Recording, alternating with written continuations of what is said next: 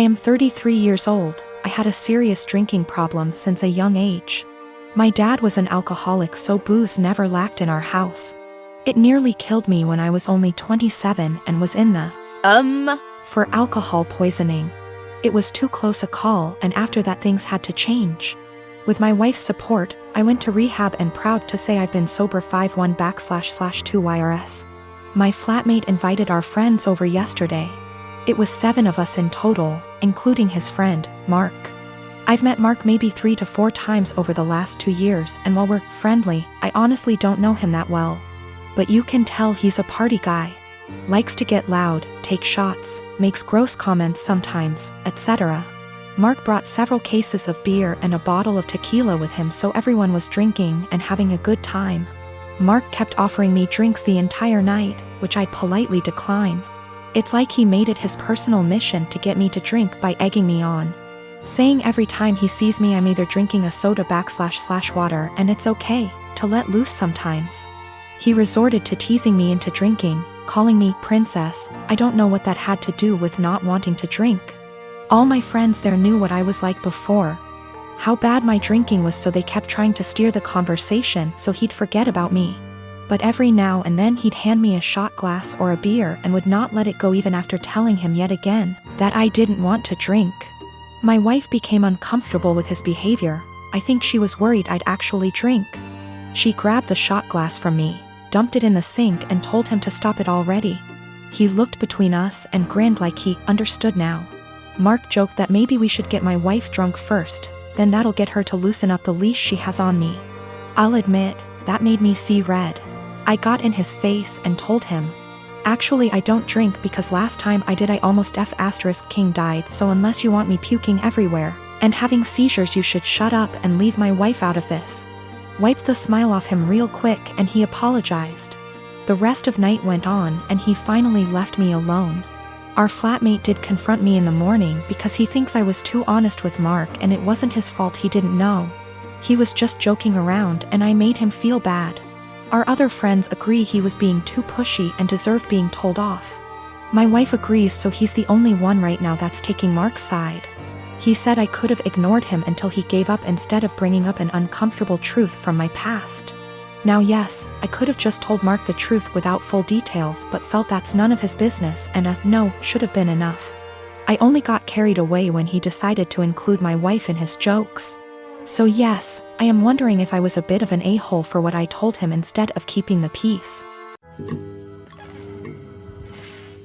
My husband just got promoted to shift manager 3 weeks ago. This meant that his 10 a.m. to 6 p.m. shift has now been switched 4 a.m. to noon.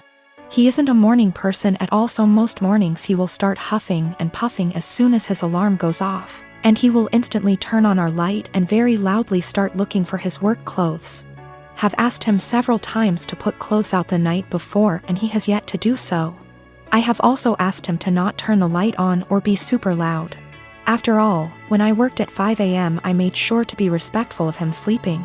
So yesterday morning when he got up at 3 a.m. and flipped on the light, I grabbed my stuff and went to the guest room. He came in and asked what I was doing. I told him that since he didn't respect me sleeping at all, that I would be staying in the guest room from now on. He made a comment about the light will only be on for 5 freaking minutes. Which is not true. He turns the light on, finds himself clothes, and then goes to take a shower without turning the light off. If I turn the light off, he will come back into the room after the shower and turn it on again to grab his socks and put on his shoes. Which also pisses me off because shoes stay in the kitchen by the door and there's no reason he can't put them on at the table. Anyways, instead of understanding, he just got angry. Mainly because he is not a morning person and he doesn't like dealing with anything in the AM. So, while he was at work yesterday, I moved all my stuff into the guest room. Last night he practically begged me to sleep in the bedroom and promised to let me sleep. Well, this morning he flips on the light again, so I sit up and I'm like, are you kidding me right now? And he says, I'm being quiet. As if that was the only issue. So I went into the guest room and locked the door. I told him I was staying in here from now on despite his efforts to sway me. He thinks I'm overreacting. I work 4 p.m. to midnight. And cute little tidbit, I'm the breadwinner. I make nearly $5 more on my hourly wage. My children are 17 and 14 respectively, and I'm hoping the fact that they're teenagers is the reason for their incredibly shitty behavior. My husband, before he met me, had a wife and a newborn baby that passed away in Canada due to hazardous road conditions that resulted in a 4-car smash-up. No one was at fault, it was a horrific disaster. And my husband was devastated as a result and fell into alcoholism to cope. I had my own trauma from the past, and similarly turned to alcoholism to cope. It was at an AA meeting where we met, 20 years ago almost to the day now. And we slowly started to heal together here in the US. I have always been incredibly respectful of my husband's last wife and child. I like to joke that I'm keeping her seat warm until my husband enters heaven. I've had too much loss and hurt in my life to feel jealousy like this. And I am so damaged that I just feel lucky that I got to actually feel love in this world, and that my husband could open his beautiful heart to me. We had 2 children, 2 sons. We'd never told them about my husband's wife or baby, because it's a part of my husband's life that he keeps under lock and key.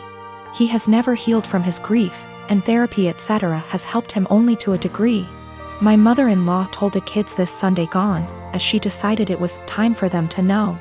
She didn't consult us before telling them, and certainly didn't do it in our presence. Since then my sons have been making the most disgusting dead baby jokes. They've been prodding their dad asking why we'd never told them. And instead of approaching the topic with respect, they're acting like we've kept a secret affair family from them or something. My 14Y//0 went on to say to me in private, thank goodness, not in front of his father, that he was glad my husband's previous family was dead. I broke and yelled at him, and told him it was the most disgusting thing I'd ever heard him say. I asked where his anger was coming from, and he burst forth that we were shitty parents for keeping secrets. He told me that it made so much sense why we were abnormal, why we don't drink, why we are so boring and quiet, why my husband is panicky around roads, etc. The 2 are pretty heartbroken, and I feel like we have just destroyed a part of our children's lives as a result of us staying quiet. I am hurting, my husband is grieving all over again, and I don't know how to proceed. I have and will always reiterate to our kids that they are loved, but this behavior seems so overreactive for the news. Recently I got engaged to my amazing fiancée Amy. I was the happiest I have ever been when Amy said yes, and was nothing but excited for our wedding. We started planning the venues, the dates, and the invites. When talking about who to invite, we both agreed to invite out co-workers as we have worked in our respective jobs for years and like them all. As I checked that off the list, Amy spoke up and said everyone from my job can come except my work friend Tally. Tally is also one of my close friends, so this surprised me that Amy didn't want to invite her. She has met Tally multiple times and there didn't seem to be any issues. When I asked why, she said she just doesn't like her and finds our friendship uncomfortable, saying she thinks that Tally is the type of person to try to sway taken men and be the center of attention. After talking some more to see where she got this idea, it turned out this was based on nothing but Tally's looks, as even Amy admitted that Tally is always very kind to her. But still, Amy is adamant about Tally not going and said that she makes her insecure. Amy is a beautiful woman, so I don't know why she feels this way. I told Amy that if it makes her feel comfortable not having Tally at the wedding, then that is fine. But before invitations go out, I wanted to speak to her privately to let her know to save embarrassment. Amy agreed, and that was really that. We didn't speak on the matter after.